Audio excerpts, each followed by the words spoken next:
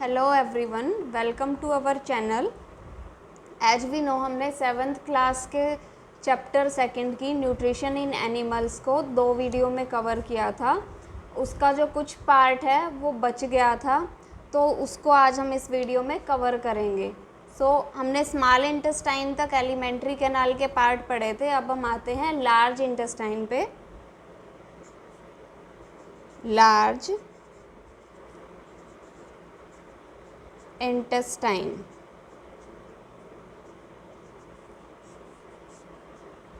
It is wider but shorter than small intestine. यानी ये क्या है, चौड़ी है लेकिन स्मॉल इंटेस्टाइन से छोटी है। इसकी जो लंबाई है 1.5 मीटर लॉन्ग है। ये यहाँ कौन कौन सी प्रोसेस होती हैं, इसका फंक्शन क्या है? Its function is to absorb water and salt from undigested food. हमने स्मॉल इंटेस्टाइन में पढ़ा था कि जो फूड का जो डाइजेशन है वो लगभग स्मॉल इंटेस्टाइन में हमारी कंप्लीट हो जाता है। तो जो अनडाइजेस्टेड हमारा फूड बचता है वो उसमें क्या होगा, वो लार्ज इंटेस्टाइन में चला जाता है और वहाँ से हमारा जो ये लार्ज इंटेस्टाइन होती है ये क्या करेगी, वाटर और साल्ट था जो उसमें बचा हुआ उसको भी क्या कर लेगी, एब्जॉर्ब कर लेगी। उसके बाद रिमेनिंग यानी जो बचा हुआ पार्ट है फूड का, अनडाइजेस्टेड फूड का, वो क्या होगा, remaining waste passes into rectum, यानी जो अनडाइजेस्टेड फूड था वो वाटर एब्जॉर्ब होने के बाद जो बच जाता है उसका पार्ट वो कहाँ जाएगा, रेक्टम में। एंड remains there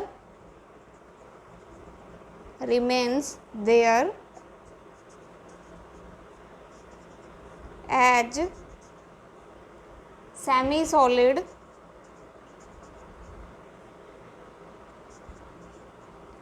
सॉलिड का मतलब यानी पूरे तरीके से सॉलिड नहीं होता, फेसिस के रूप में या जो वेस्ट होता है हमारा उसके रूप में रहता है।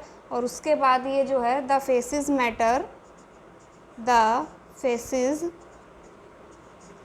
Matter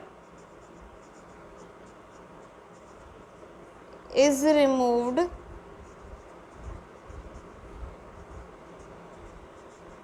through anus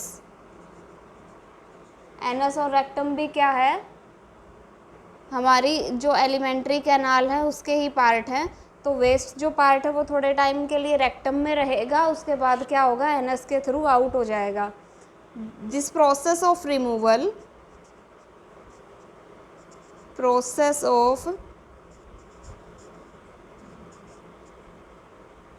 removal is known as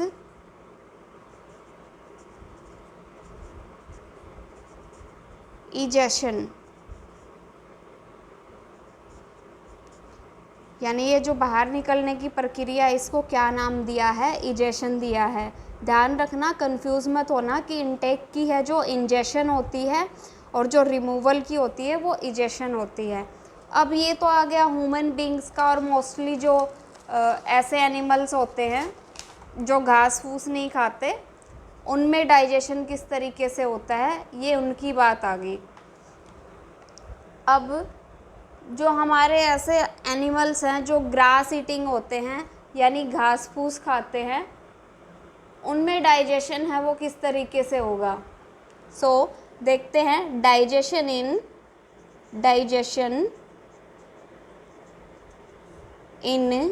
grass eating animals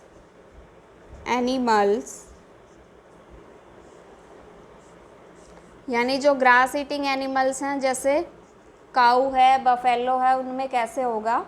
so grass eating animals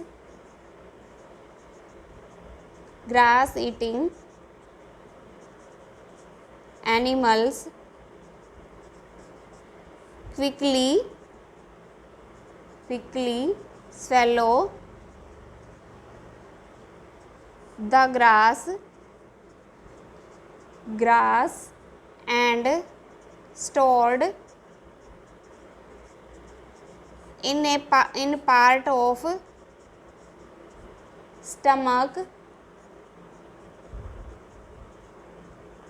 is called rumen।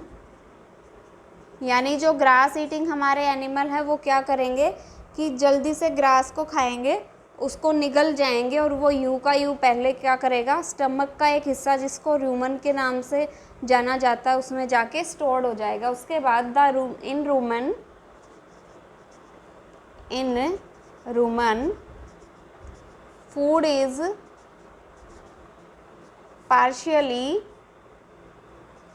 partially digested and is called curd। यानी रूमन में क्या होगा, जो फूड है हमारा पार्शियली डाइजेस्टेड होगा, यानी पूरे तरीके से डाइजेस्ट नहीं होगा, लेकिन वो क्या करेगा, यानी कुछ अमाउंट उसका डाइजेस्ट हो जाएगा और कुछ नहीं होगा। जो डाइजेस्टेड मतलब आधा अधूरा जो डाइजेस्टेड खाना है उसको हम क्या बोलेंगे, कर्ड बोलेंगे। Later the curd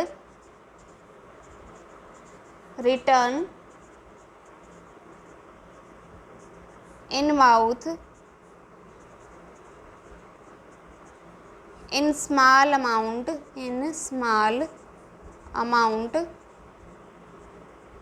and animals chew it।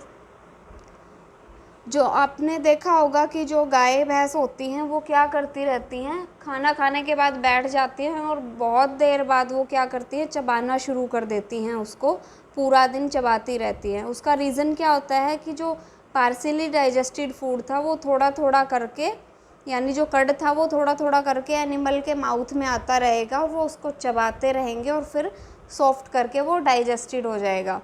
This process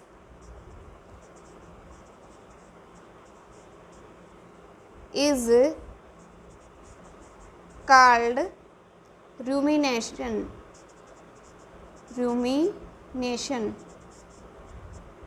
इस प्रोसेस को क्या बोलेंगे, रूमिनेशन बोलेंगे। यानी जो कर्ड के रिटर्न आने की प्रोसेस है माउथ में उसको क्या बोलेंगे, रूमिनेशन। एंड एनिमल्स को क्या बोलेंगे, and animals are called ruminants। जो गाय भैंस होती है या ग्रास ईटिंग एनिमल्स होते हैं उनके लिए जो रूमिनेंट वर्ड है वो इसी वजह से लिया गया है, क्योंकि ये धीरे धीरे अपने खाने को क्या करते हैं, चबाते रहते हैं, कर्ड को चबाते रहते हैं। तो जो ग्रास होती है, grass is rich in cellulose, a type of carbohydrate। हम भी जो खाना लेते हैं उसमें भी क्या है, कार्बोहाइड्रेट्स जो प्रेजेंट होते हैं। इनके खाने में भी क्या होता है, कार्बोहाइड्रेट प्रेजेंट होता है, लेकिन किस फॉर्म में होता है, वो होता है सेलुलोज की फॉर्म में। इन grass eating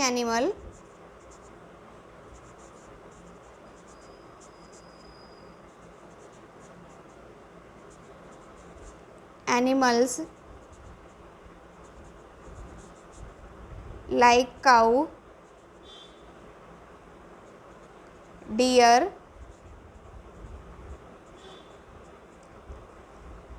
bacteria,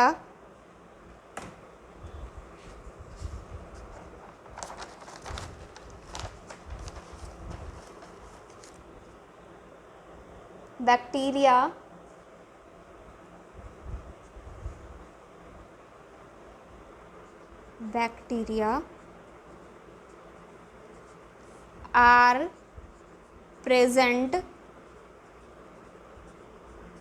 in rumen which help in digestion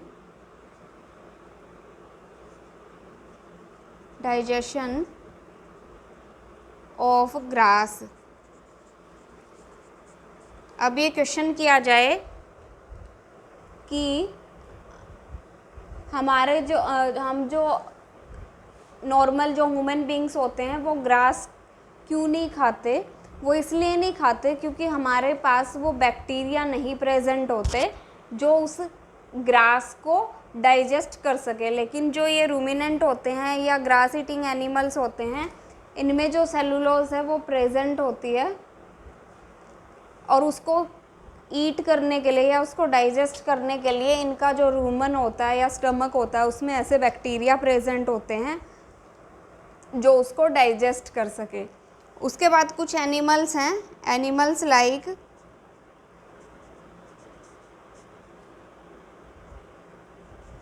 horses, rabbit, have a large sac-like structure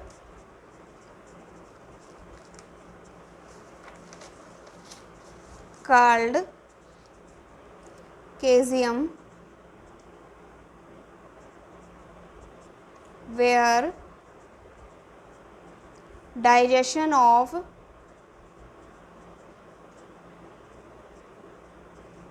cellulose take place।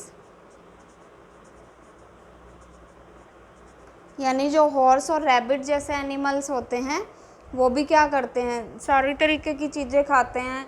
कुछ जो होती हैं उनकी काऊ और बफेलो से अलग भी होती हैं, तो उनमें जो डाइजेशन एक सैक लाइक स्ट्रक्चर होता है जिसको केजियम बोला जाता है, उसमें जो सेलुलोज का डाइजेशन है वो होता है। अब हमारे पास बचता है last topic, feeding and digestion in amoeba. Feeding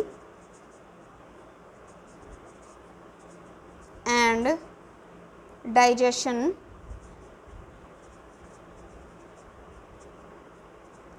in amoeba. यानी अमीबा जो है अपना डाइजेशन और जो खाना लेने का तरीका है उसमें क्या होता है। सबसे पहले हम अमीबा के बारे में पढ़ते हैं। अमीबा जो है, amoeba is single celled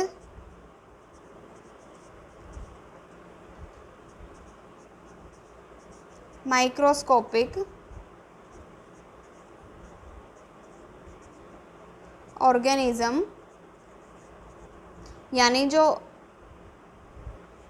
amoeba होता है वो क्या होता है, सिंगल सेल्ड होता है, यानी एक ही तरीके की सेल से बना होता है और माइक्रोस्कोपिक होता है, यानी बहुत छोटा होता है। और कहाँ पाया जाता है, पॉन्ड का जो वाटर होता है, तालाब का पानी जो होता है उसमें पाया जाता है। अब हम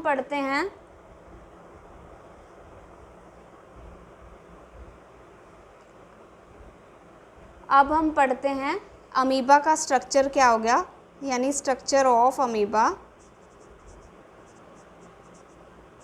structure of amoeba.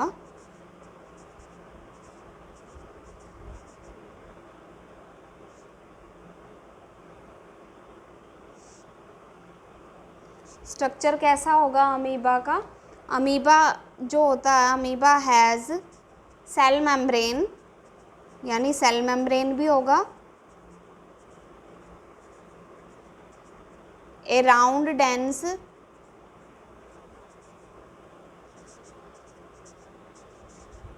Nucleus and many small bubble like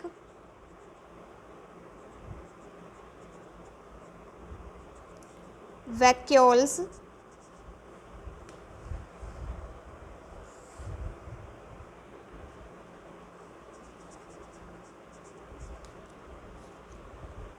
in its cytoplasm। अमीबा के स्ट्रक्चर में क्या क्या है? इसके पास सेल मेम्ब्रेन भी होगा, एक राउंड डेंस न्यूक्लियस भी होगा, बहुत सारे बबल लाइक यानी बुलबुले जैसे वैक्यूल प्रेजेंट होते हैं साइटोप्लाज्म में।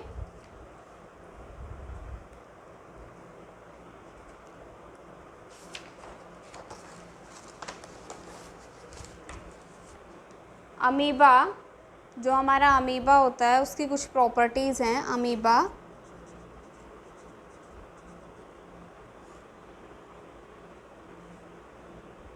constantly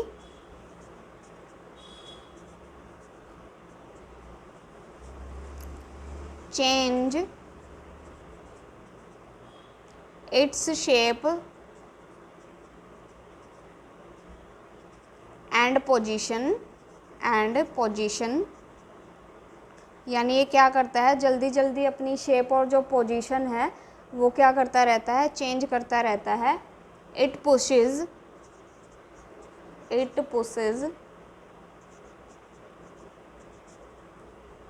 out one or more finger like projection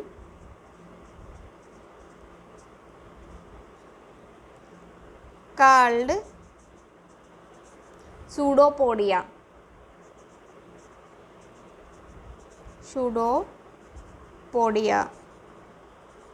या फॉल्स फीट।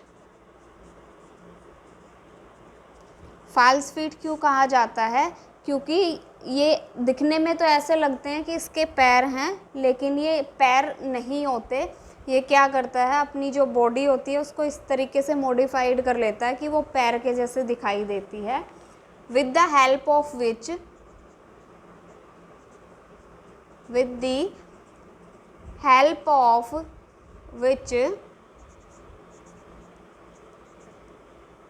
amoeba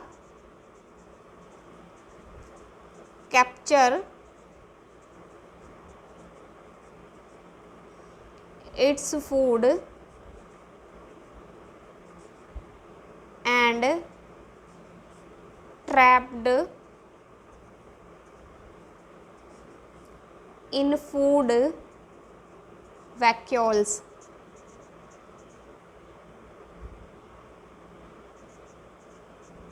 यानी क्या करेगा, इन सूडोपोडिया या फॉल्स फीट की हेल्प से जो अमीबा है अपने खाने को, जो भी चीज़ इसको खानी है उसको क्या करता है, कैप्चर करता है, और उसके बाद जो खाना होता है वो क्या होता है, इसके अंदर जो वैक्यूल्स प्रेजेंट होते हैं उनके अंदर फंस जाता है। In vacuoles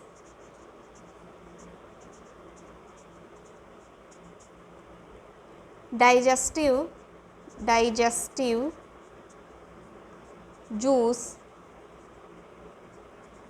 is secreted which help in digestion of food। यानी इसमें क्या प्रेजेंट होते हैं, वैक्यूल्स प्रेजेंट, वैक्यूल्स में डाइजेस्टिव जूस प्रेजेंट होता है जो क्या करता है, उसको डाइजेस्ट, उसको यानी जो खाना उसने ट्रैप किया था उसको डाइजेस्ट करने में हेल्प करता है।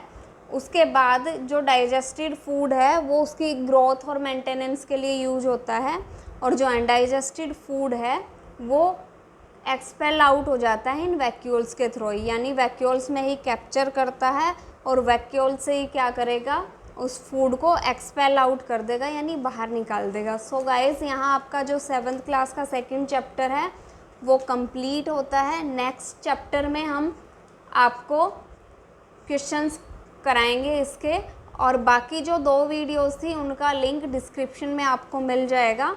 तो साइंस की ऐसी ही वीडियोस के लिए जुड़े रहे हमारे चैनल से, और हमारे चैनल को लाइक, सब्सक्राइब एंड शेयर ज़रूर करें। Thank you.